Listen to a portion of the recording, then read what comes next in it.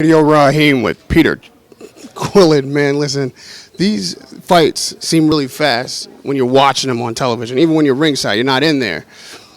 Talk to me when we break down what happened from the first shot that you felt. Did you know at that point that you were in trouble? Well, yeah, I went in there with like a mind that's saying, I'm going to go forward. I'm going to push forward at all times. He hit me with a good shot, I'm going to push forward. And, that's what happened.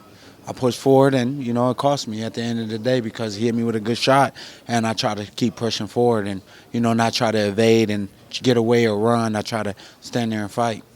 You're an undefeated fighter, and you're a skilled fighter. So when you were in trouble, did your instincts kick in and just fight or flight, and you decided to fight because that's what you do naturally? Yeah, I think so.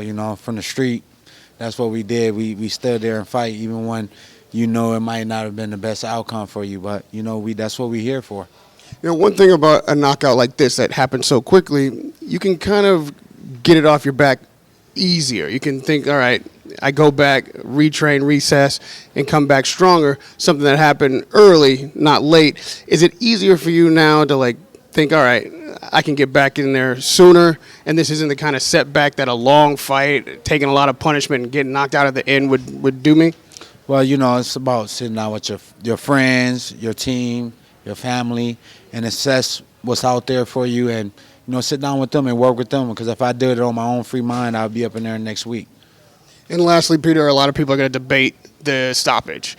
How did you feel in that moment? Did you feel like you could continue, or are you agreeing that the stoppage was a time when you couldn't go on? Well, I'm not a referee. I'm not a judge, and the referee was doing his job, man. I'd rather for him to do his job than not do his job at all. So I'm not going to fight or debate what happened. That's what happened, and through this process, it made me a better man and a better fighter. So I'm not going to deny that to myself, and I'm glad to be able to be here, and that's opportunity speaks for itself. You know what I mean? Thank you, Peter. You've impressed everybody in the ring for your whole career and after this fight with the class that you've shown.